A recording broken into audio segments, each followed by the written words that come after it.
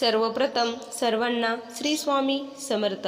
आजचा अनुभव सौ वैशाली अमोल शिंदे या ताईंचा आहे। या ताई सातारा जिल्ह्यातील एका छोट्याशा खेड्यातील रहिवासी आहे। खूप सुंदर असा अनुभव स्वामींनी या ताईंना दिला आहे।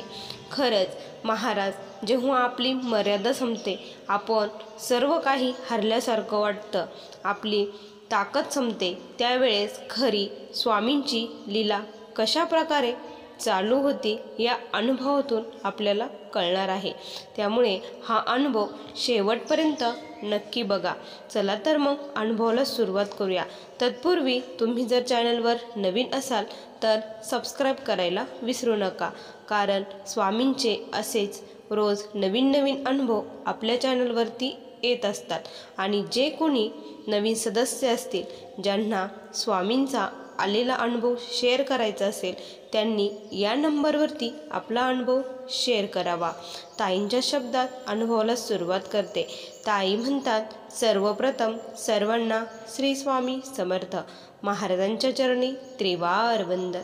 खरंच माझ्या स्वामी आईंची लीला अगाध आहे। स्वामी कृपेने आज मी खूप सुखी जीवन जगत आहे।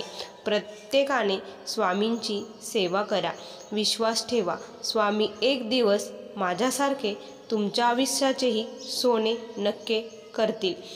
माझी आईकडली परिस्थिती ही खूप गरीब होती, खूप म्हणजे खूप। आम्हाला सकाळी जर जेवण मिळालं तर संध्याकाळी जेवण नसायचं।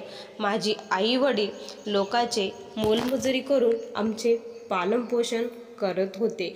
मला 3 बहीण आणि 1 भाऊ असे आमचे कुटुंब होते। एवढ्या सर्वांचा उदरनिर्वाह माझे वडील खूप कष्ट करून करत होते। मीही कधी आईला मदतीसाठी शेतात जायची। मी सर्वात मोठी होते, त्यामुळे सर्व जबाबदारी माझ्यावर होती।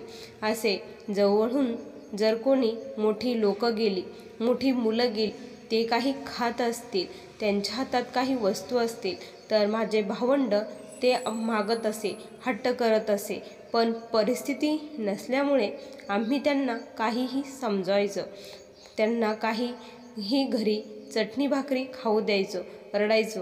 त्यावेळेस खूप वाईट वाटायचं की देव एवढी कठीण परीक्षा का बघतात, एखाद्याला एवढं सुख तर एखाद्याला एवढं दुःख का देतो, असं मनात कायम यायचं। आणि त्यामुळे देवाची खूप घृणाही वाटायची। देवाची कधी सेवा घरातच नव्हती। असे आमचे दिवस चालू होते। आता मी मोठी झाली, लग्नाच्या वयाला आली होती। त्यावेळेस सर्व लोक म्हणायचे की आता हिचं लग्न हे कसं करणार, असं सर्वांना टेन्शन होतं। त्याच वेळेस आम्ही जिथे राहत होतो तिथल्या शेजारच्या काकू ही स्वामींची खूप सेवा करायच्या।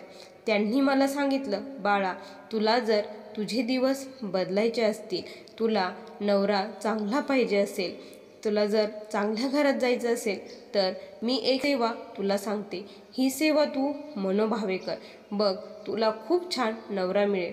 त्यांनी मला श्री दुर्गा सप्तशती या ग्रंथाचे 108 संकल्पित पारायण करायला लावले आणि मीही ते पारायण करायला सुरुवात केली। मी खूप मनोभावे ही सेवा करू लागली। सर्वप्रथम मी संकल्प केला, त्यानंतर मी माझ्या आईवडिलांचे चरणतीर्थ घेतले, त्यांची पाया पडले, त्यांचे आशीर्वाद घेतले आणि माझ्या सेवेला सुरुवात केली। आणि काय आश्चर्य, माझे 58 पारायण चालू होते। त्याच वेळेस मला एक स्थळ आले। इतक्या मोठ्या घरचं स्थळ होतं, आश्चर्याचा धक्का बसण्यासारखंच होतं। एवढं मोठं स्थळ कसं आलं? आणि मुलगाही खूप छान होता, घरचेही खूप श्रीमंत होते आणि त्यांना मी पसंतही झाली। आता पुढे लग्नाचं ते बोलले की तुम्ही काळजी करू नका, आम्ही फक्त मुलगी नेणार आहोत, तुमचं आम्हाला बाकी काहीच नको, तुम्ही फक्त लग्नाला या, सर्व काही आम्हीच करणार। हे स्वप्नच वाटत होतं, खरं नाही असंच वाटत होतं। मग माझं लग्न या मुलासोबत झालं। आता जे मी दुःखे सोसले होते ते इथे मला खूप सुख मिळत होतं, खूप सारे ऐशो आराम मिळत होता। जे कधी स्वप्नातही वाटत नव्हतं ते मला मिळालं होतं। पण मी त्यानंतर स्वामींची सेवा किंवा दुर्गा सप्तशतीचे पाठ कधीही केले नाही. काहीच सेवा मी करत नव्हती. मी त्या सुखामध्ये गेली होती, आनंदली होती आणि मला घरच्यांची आठवण आल्यावर दुःखही वाटायचं. मी इकडे सुख भोगत आहे आणि माझे भावंड तिकडे दुःखात आहे असंही मला वाटायचं. पण माझे मिस्टर हे तेव्हा खूप छान होते. तेही खूप मदत करायचे. आम्ही जर तिकडे घरी गेलो तर भावंडांसाठी खूप कपडे, खायला घेऊन जायचो. त्यांना खूप आनंद व्हायचा. ते बघून डोळ्यातून आनंद अश्रू यायचे. असे दिवस खूप छान चालले होते. पण म्हणतात ना की दुःखाचे वादळ आल्याशिवाय आपण देवाकडे वळत नाही. देवाची तेव्हा आठवण आपल्याला नक्की होते. जेव्हा खूप दुःख असते तेव्हा मार्ग सापडण्यासाठी आपण देवाकडे जातो. असेच माझ्या जीवनात दुःखाचे वादळ सुरू झाले. माझ्या मिस्टरांना कधी जुगाराचा नाद लागला हे आम्हाला कुणाला कळालेच नाही, कारण ते खूप छान होते. त्यांना हे नाद लागणं हे अशक्य असं होतं. पण ते रोज जुगार खेळू लागले आणि कामावरून उशिरा येऊ लागले. मी विचारायची तर ते मला काहीही उत्तर द्यायचे. घरच्यांनाही ते काही सांगायचे. घरचे विश्वास असल्यामुळे त्यांच्यावरती कधी नजर ठेवली नाही. असंच करता करता एक दिवस असा आला, त्यांनी तेथे आमची जेवढी काही संपत्ती होती तेवढी गमावली होती. त्यांनी जे काही कमावलं ते गमावलं होतं. आमचे जे 2 मोठे दुकान होते तेही त्यांनी गमावलं. जी शेती होती तीही गमावली. शेती माझ्या सासऱ्यांनी यांच्या नावावरती केल्यामुळे सर्व काही बर्बाद झालं. आता पुन्हा दुःखाचे दिवस सुरू झाले. खायला घरात काही नव्हतं. मिस्टर दारूही पिऊ लागले आणि रोज मला मारहाणही करू लागले. खूप वाईट परिस्थिती माझ्यावरती ओढवली गेली. आता काय करावं काही कळेना. मी तर मरणाची तयारी करत होते. स्वामींना मी म्हटलं की देवा, एवढं सुख द्यायचं होतं तर हे दुःख पुन्हा का माझ्या नशिबी? एवढं मी काय पाप केलं आहे? असं मी देवाला बोलत होती. देवा, मला आता जगायचं नाही.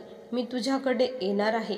मी आत्महत्येचे विचार करत होती, कारण आता जगण्याला काही अर्थच राहिला नाही असं वाटत होतं. कुठेही आशेचा किरण मला दिसतच नव्हता. त्यावेळेस काय झालं की अचानक मला स्वामींची आठवण झाली. मी दुर्गा सप्तशतीचे पाठ केले, त्यामुळे मला हे वैभव मिळालं असं मला वाटू लागलं. आता माझ्याकडूनच काहीतरी चूक झाली असं मला वाटू लागलं. त्यावेळेस मला त्या काकूंची आठवण झाली. मी खूप खटपटीने आईकडून आणि त्या काकूंचा नंबर घेतला आणि त्यांना कॉल केला. सर्व काही परिस्थिती त्यांना सांगितली. त्यावेळेस काकू मला म्हटल्या, घाबरू नको. त्यांनी मला खूप धीर दिला. सर्व काही समजून सांगितले. एक पॉझिटिव्ह एनर्जी आल्यासारखी झाली. तू अशा अशा सेवा कर, असं कर त्यांनी सांगितलं. त्यांनी मला तारक मंत्राची सेवा, 108 स्वामीचरित्र पारायण अशा तोडक्या मोडक्या सेवा सांगितल्या. तू करायला सुरुवात कर. 6 लक्ष श्री स्वामी समर्थ जप कर, असं त्यांनी मला सांगितलं.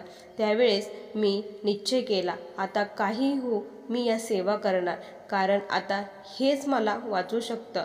हे एवढी सेवा झाल्यानंतर जर काही चेंजेस झाले तर ठीक आहे, काही सुधारलं तर ठीक आहे, पण नाही सुधारलं तर मी आता जगू शकत नाही. मी आत्महत्या नक्की करणार असे मी ठरवले आणि सेवेला सुरुवात केली. 108 स्वामीचरित्र पारायण चालू केले. त्याचबरोबर तारक मंत्र तीर्थ बनवून त्यांना पाजायची आणि घरातही शिंपडायची. असे हळूहळू करून जेव्हा सेवा वाढली, मी रुद्राचं तीर्थही त्यांना देऊ लागले. त्यावेळेस त्यांची दारू सुटली. दारू सुटल्यानंतर थोडे दिवस चांगले झाले आणि मी जेव्हा 11 गुरुवार व्रत करायला सुरुवात केली त्यावेळेस माझं 3ऱ्या गुरुवारी महाराजांनी ऐकलं आणि त्यांना एका छान कंपनीमध्ये जॉब मिळाला. आता हा जॉब खूप महत्त्वाचा होता आणि त्यांना आता सर्व काही नाद सुटले होते. ते जॉब करू लागले. परिस्थितीत सुधारणा होऊ लागल्या. तशी तशी माझी सेवा ही वाढू लागली. सेवा वाढत होती आणि तिकडे परिस्थिती सुधारत होती. मिस्टरांनी शेअर मार्केटमध्ये त्यावेळेस पैसे गुंतवले होते. ते खूप लॉसमध्ये होते. ते वर येणार असं काही स्वप्नातही वाटलं नव्हतं. पण माझं 108 स्वामीचरित्र पारायणाचं उद्यापन होतं. त्याच दिवशी काय झालं ना की शेअर अचानक वाढले आणि आमची जे काही तोट्यात होतो ते खूप नफ्यामध्ये गेलो. ही बातमी मिस्टरांनी मला सांगितली. मी स्वामींची आरती करत होती. त्यावेळेस डोळ्यातून अश्रू वाहत होते. स्वामींनीच हे केलं असं मला वाटत होतं. करता करविता तूच एक स्वामीनाथा, माझी ठाई वार्ता मीपणाची नसेची. स्वामी, जे काही करत आहात ते तुम्हीच करत आहात. माझ्या जीवनात या अशक्य गोष्टी आता तुम्ही शक्य करून दाखवत आहात. स्वामी, मी तुम्हाला म्हटली होती 108 पारायण होईपर्यंत जर परिस्थिती नाही बदलली तर मी आत्महत्या करीन. त्यामुळेच तुम्ही हे केलं मला माहीत आहे. आता जे काही नफा झाला त्यातून एक व्यवसाय सुरू केला. मीही मिस्टरांना मदत करते आणि जो व्यवसाय आहे तिथे मी रोज तारक मंत्राचं तीर्थ टाकते आणि काय आश्चर्य ना, तर तिथे खूप गिऱ्हाईक येतात आणि आमचा धंदा हा खूप छान होतो. मिस्टर नोकरी करतात आणि मी तिकडे धंद्यावरती गडी ठेवला आहे आणि मीही बघते. सर्व काही व्यवस्थित सुरळीत स्वामी कृपेने झालं आहे. आता मला एक मुलगा देखील झाला आहे. हा मुलगा फक्त आणि फक्त स्वामी कृपेने झाला आहे. कारण मला खूप प्रेग्नेन्सी राहण्यासाठी देखील प्रॉब्लेम होते. पण मी गुरुचरित्राचे संकल्पित 3 पारायण केले. या पारायणाच्या समाप्तीलाच मला गुड न्यूज मिळाली आहे आणि ही स्वामींची आशीर्वाद आहे. आता मी याचं नाव समर्थ असं ठेवलं आहे. खरंच मनापासून अंतःकरणापासून स्वामींची जर तळमळीने सेवा केली तर स्वामी त्याचा मेवा नक्की देतात. फक्त फळाची आशा न करता सेवा करत राहायचं. महाराजांपुढे जे काही दुःख आहे ते रडून सांगायचं. इतर कोणीही याचं सोल्युशन काढत नाही, पण स्वामी मात्र यातून मार्ग नक्की काढतात. असे माझे हे अनुभव होते. श्री स्वामी समर्थ. बघा स्वामी भक्तांनो, किती सुंदर सुंदर अनुभव आपले स्वामी देतात. जेव्हा आपण शेवटच्या क्षणाला असतो आणि स्वामींची सेवा करायला लागतो त्यावेळेस स्वामी असेच चमत्कार करून आपले भक्तांना आपल्याजवळ बोलवत असतात. ज्यांच्या नशिबात स्वामी सेवा असते तेच या मार्गाला जोडले जातात. इतर कुणी इथे येऊ शकत नाही. या अनुभवातून आपल्याला आता हेच कळालं आहे. जर तुम्हाला आजचा अनुभव कसा वाटला नक्की कमेंटमध्ये कळवा.